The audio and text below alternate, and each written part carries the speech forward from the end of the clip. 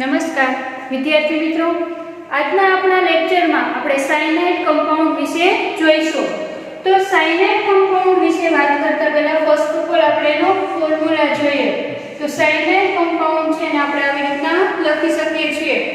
તો cyanide compound છે એને વર્ષો આપણે નાઇટ્રાઇલ ગ્રુપ પણ કહી શકીએ છીએ. તો સાયનાઇડ ગ્રુપ છે તેના વિશે આપણે એનું ઇન્ટ્રોડક્શન કે એનું સ્ટ્રક્ચર ફોર્મ્યુલા છે તો કેવી રીતના એનો ફોર્મ્યુલા આપણને જોવા મળે છે, એની ફિઝિકલ પ્રોપર્ટી એન્ડ ઓલ્સો આપણે સાયનાઇડ ગ્રુપ અથવા નાઇટ્રાઇલ ગ્રુપ છે તેની તમે પ્રિપેરેશન કેવી રીતના કરો છો, તેનું ફોર્મેશન કેવી રીતના થાય છે તે જોઈશું. તો સાયનાઇડ ગ્રુપ છે એને આપણે કેવી રીતના લખશું તો કે R group C triple bond N nitrogen આપણને જોવા મળે છે કારણ કે કાર્બનની વેલેન્સી કેટલી હોય છે તો કે 4. તો આવી રીતના આપણને જોવા મળે છે. હવે આ સ્ટ્રક્ચર છે એના વિશે આપણે જોઈએ તો તમે અહીંયા જોઈ શકો છો કે નાઇટ્રોજનની આપણને કેટલી વેલેન્સી જોવા મળે તો કે 5. તો નાઇટ્રોજનની અહીંયા 5 વેલેન્સી કેવી રીતના થશે તો કે અહીંયા નાઇટ્રોજન પર લોન પેર ઓફ ઇલેક્ટ્રોન આપણને જોવા મળે છે. હવે અહીંયા સ્ટ્રક્ચર વિશે જોઈએ તો આપણે એવું કહી શકીએ કે ટ્રિપલ બોન્ડ છે, કાર્બન ટ્રિપલ બોન્ડ નાઇટ્રોજન છે, એનો મતલબ શું થશે કે કોઈ પણ ટ્રિપલ બોન્ડ કમ્પાઉન્ડ હોય તો એમાંનો એક બોન્ડ છે કેવો આપણને જોવા મળશે તો કે સિગ્મા બોન્ડ, અને બાકીના બે બોન્ડ છે એ ક્યાં જોવા મળશે તો કે પાઈ બોન્ડ છે તે આપણને જોવા મળે છે. તો આપણે આવી રીતના ડિસ્ક્રિપ્શન આપી શકીએ. Cyanide group have 1 sigma bond કેટલા જોવા મળે છે તો કે 1 and 2 pi બોન્ડ અવેલેબલ. કે સાયનાઇડ ગ્રુપ ની અંદર આપણને કેવી રીતના સ્ટ્રક્ચર જોવા મળે છે તો કે એક સાયનાઇડ ગ્રુપ હોય છે અને એક સિગ્મા બોન્ડ આપણને જોવા મળે છે અને એક કેવો ગ્રુપ જોવા મળે છે તો કે બે આપણને પાઈ બોન્ડ જોવા મળે છે. ઓલસો આપણે જોઈએ તો આ R ગ્રુપ છે તો આવી રીતના તમને સાયનાઇડ નું સ્ટ્રક્ચર આપેલું છે RCN. તો આના ડિફરન્ટ આપણે એક્ઝામ્પલ લખી શકીએ. તો R ગ્રુપ એટલે શું થશે R ગ્રુપ હેવ આલ્કાઇલ અથવા એરાઇલ ગ્રુપ. R નું છે પોતે આલ્કાઇલ અથવા એરાઇલ ગ્રુપ છે એટલે R ની જગ્યાએ આપણે આલ્કાઇલ ગ્રુપ અથવા એરાઇલ ગ્રુપ ને રાખી શકીએ. આલ્કાઇલ ગ્રુપ રાખીને એક્ઝામ્પલ જોઈએ C2H5Cn C3H7Cn આવી રીતના એક્ઝામ્પલ તમે લખી શકો છો. અને એરાઇલ ગ્રુપ આપણે લઈએ તો C6H5Cn આવી રીતના આપણે લખી શકીએ છીએ. આને શું કહેશું સાયનોબેન્ઝીન. આવી રીતના આપણે થોડા એક્ઝામ્પલ જોઈએ. CH3Cn આને શું કહેશું આપણે મિથાઇલ સાયનાઇડ. અધર એક્ઝામ્પલ જોઈએ તો C2H5Cn આને શું કહેશું ઇથાઇલ સાયનાઇડ. એવી જ રીતના એરાઇલ ગ્રુપ માટેનું એક્ઝામ્પલ લઈએ તો C6H5Cn એટલે કે સાયનાઇડ ગ્રુપ કોની પર છે બેન્ઝીન રિંગ ઉપર એટલે આને આપણે શું કહેશું ફેન્ઝાઇલ સાયનાઇડ અથવા સાયનોબેન્ઝીન કહેશું અથવા બેન્ઝીન નાઇટ્રાઇલ પણ આપણે કહી શકીએ છીએ. તો આવી રીતના આપણે એક્ઝામ્પલ જોવા મળે છે. અધર જોઈએ તો કે સાયનાઇડ ગ્રુપ આપણને one type of functional group છે. જેવી રીતના તમે કાર્બોક્સિલિક એસિડ લખો છો, હાઇડ્રોક્સિલ ગ્રુપ લખો છો, આલ્ડીહાઇડ, એવી જ રીતના સાયનાઇડ પણ શું થશે એક આપણને ફંક્શનલ ગ્રુપ જોવા મળે છે. તો this functional group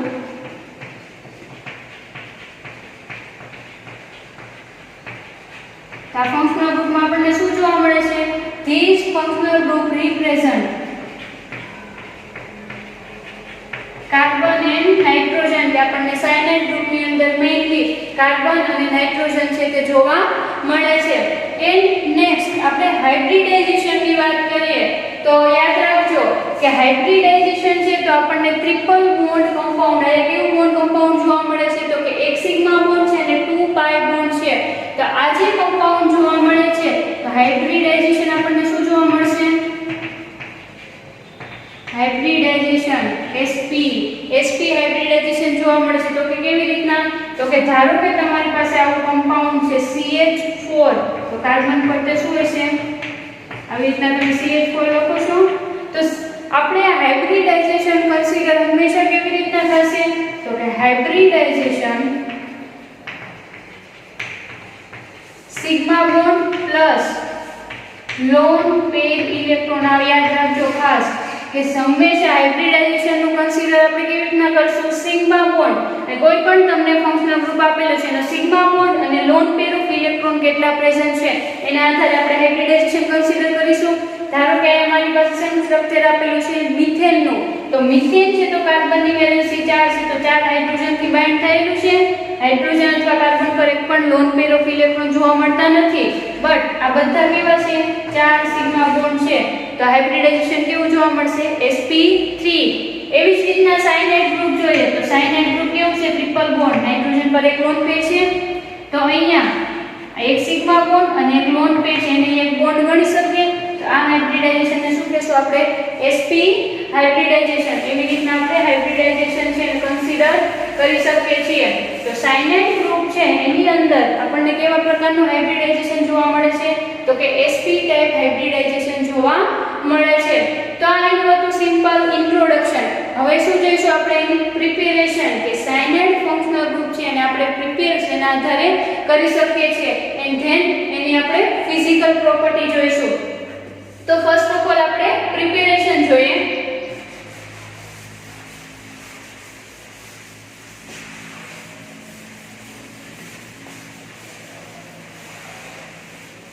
preparation of cyanide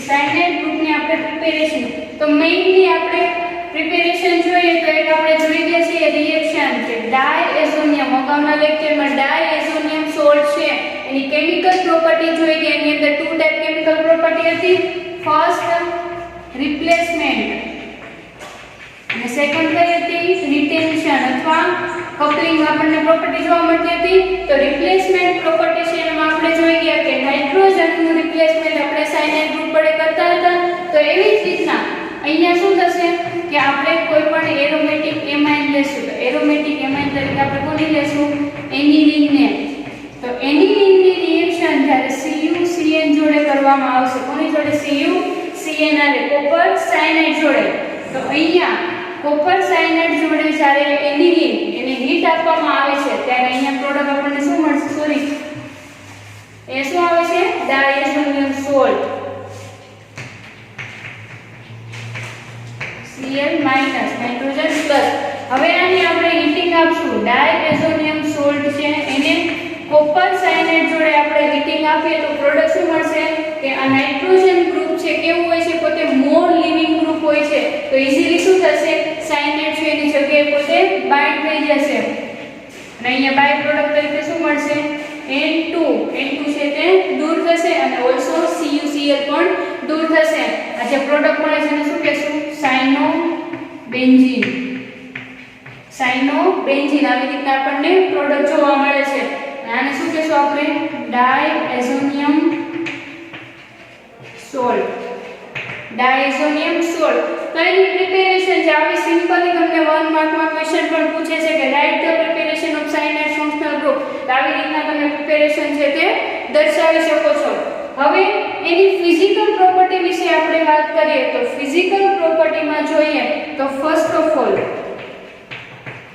cyanide have a low boiling point ખાસ યાદ રાખજો cyanide have a low boiling point than carboxylic acid કે કાર્બોક્સિલિક એસિડ કરતા સાયનાઇડ નો બોઇલિંગ પોઈન્ટ આપણને કેવો જોવા મળે છે તો કે લો જોવા મળે છે શા માટે સાયનાઇડ નો લો જોવા મળે છે કારણ કે કાર્બોક્સિલિક એસિડ કમ્પાઉન્ડ છે કેવું છે મોર પોલાર કમ્પાઉન્ડ છે જેમ કમ્પાઉન્ડ પોલાર એનો બોઇલિંગ પોઈન્ટ માં શું જોવા મળશે આપણને વધારે જોવા મળશે બટ સાયનાઇડ ફંક્શનલ ગ્રુપ પોતે એટલું પોલર જોવા મળતું નથી, એટલે એનો બોઇલિંગ પોઈન્ટ કોના કરતા આપણને લેસ જોવા મળશે તો કે કાર્બોક્સિલિક એસિડ કરતા, બીકોઝ ઓફ એની પોલારિટી, કે જેમ પોલારિટી વધારે એમ બોઇલિંગ પોઈન્ટમાં શું થશે વધારે જોવા મળશે. તો આપણે આનું એક એક્ઝામ્પલ લઈએ, CH3CN, આને શું કહેશું આપણે એસિટોનાઇટ્રાઇલ અથવા મિથાઇલ સાયનાઇડ પણ કહી શકો છો. તો આને લખી શકું એસિટોનાઇટ્રાઇલ. તો એસિટોનાઇટ્રાઇલ છે એનું ટેમ્પરેચર આપણને કેટલું, એનું બોઇલિંગ પોઈન્ટ જોવા મળે છે 82 ડિગ્રી. બટ એવી જ રીતના આપણે કાર્બોક્સિલિક એસિડ લઈશું તો એનો આપણને બોઇલિંગ પોઈન્ટ કેટલો જોવા મળશે તો કે CH3COOH. શેનું એક્ઝામ્પલ છે એસિટિક એસિડ. તો એસિટિક એસિડનો બોઇલિંગ પોઈન્ટ 118 ડિગ્રી આપણને જોવા મળે છે. તો શું થશે અહીંયા હમણાં જ આપણે વાત કરેલી કે cyanide have a low boiling point then carboxylic acid. શા માટે? બીકોઝ ઓફ કાર્બોક્સિલિક એસિડ પાસે પોલારિટી વધારે છે. તો અહીંયા આપણને એક સિમ્પલ એક્ઝામ્પલ આપેલું છે, અહીંયા પણ 2 કાર્બન કમ્પાઉન્ડ છે, અહીંયા પણ 2 કાર્બન કમ્પાઉન્ડ છે, બટ સાયનાઇડ ફંક્શનલ ગ્રુપ છે અથવા નાઇટ્રાઇલ ફંક્શનલ ગ્રુપ છે એનો બોઇલિંગ પોઈન્ટ લો છે, જ્યારે એસિટિક એસિડનો બોઇલિંગ પોઈન્ટ કેવો આપણને જોવા મળે છે હાયર જોવા મળે છે. એની અધર ફિઝિકલ પ્રોપર્ટી જોઈએ તો આપણે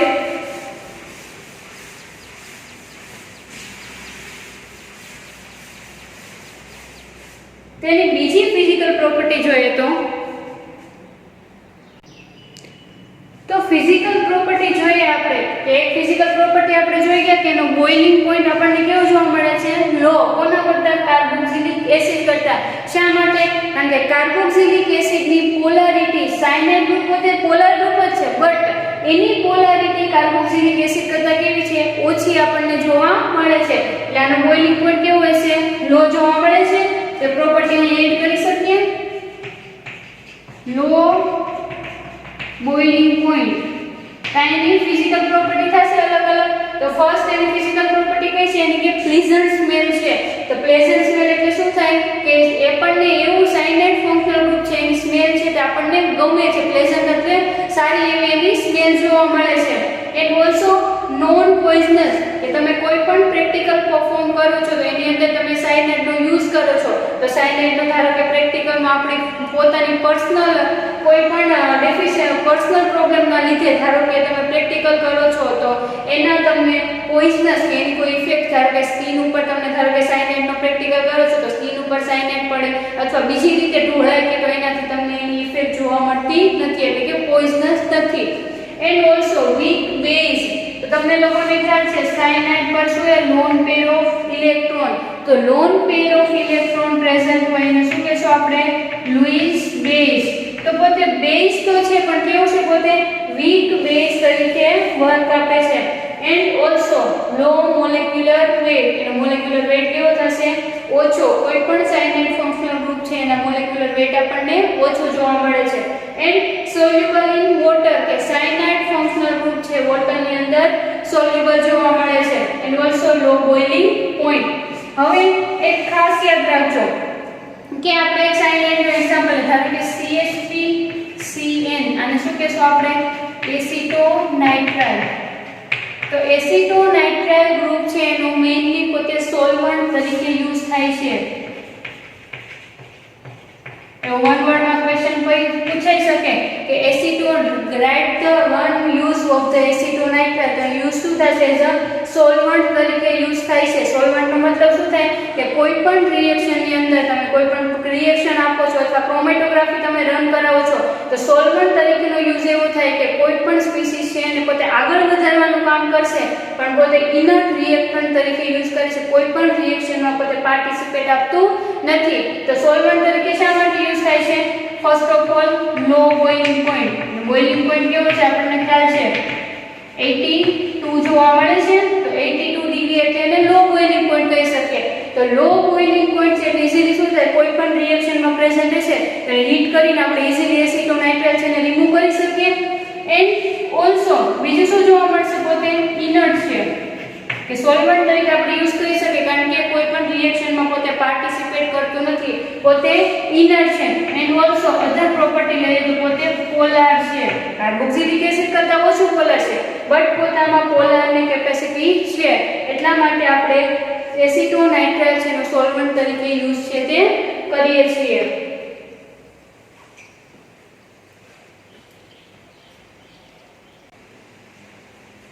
તો આવી રીતે આપણને એની ફિઝિકલ પ્રોપર્ટી છે તે જોવા મળે છે. એક અધર ફિઝિકલ પ્રોપર્ટી આપણે જોઈએ તો કે ફિઝિકલ પ્રોપર્ટી ઓફ સાયનાઇડ છે એની કે સાયનાઇડ ગ્રુપ છે એ Cn આપણને જોવા મળે છે RCN. આવી રીતના તમે સાયનાઇડ ગ્રુપને લખો છો અને આપણે હમણાં જ અગાઉ વાત કરેલી કે બોઇલિંગ પોઈન્ટ લો છે. શા માટે બોઇલિંગ પોઈન્ટ લો છે? કારણ કે ધીસ કમ્પાઉન્ડ પણ પોલાર છે, કારણ કે એનો સોલ્વન્ટ તરીકે યુઝ થાય છે, બટ કાર્બોક્સિલિક એસિડ કરતા કેવું છે? Less polar. અને બીજું આના માટે શું લખી શકીએ કે પોતે ઇન્ટર હાઇડ્રોજન બોન્ડ છે તેનું ફોર્મેશન કરતો નથી. ઇન્ટર હાઇડ્રોજન બોન્ડનું ફોર્મેશન સાયનાઇડ ગ્રુપ છે કરતા નથી, બટ બીજા આપણે એવું જોઈ ગયા છે એમોનિયાની જ્યારે કેમિકલ પ્રોપર્ટી આપણે વાત કરેલી ત્યારે એમોનિયામાં તમને લોકોને ખ્યાલ છે એમોનિયા શું કરે છે? પોતે ઇન્ટર હાઇડ્રોજન બોન્ડ છે એનું ફોર્મેશન કરે છે. તો આવી જ રીતના સાયનાઇડ ગ્રુપ છે તે ઇન્ટર હાઇડ્રોજન બોન્ડનું ફોર્મેશન કરતા નથી, એટલે પણ એનો બોઇલિંગ પોઈન્ટ છે તે આપણને લો જોવા મળે છે.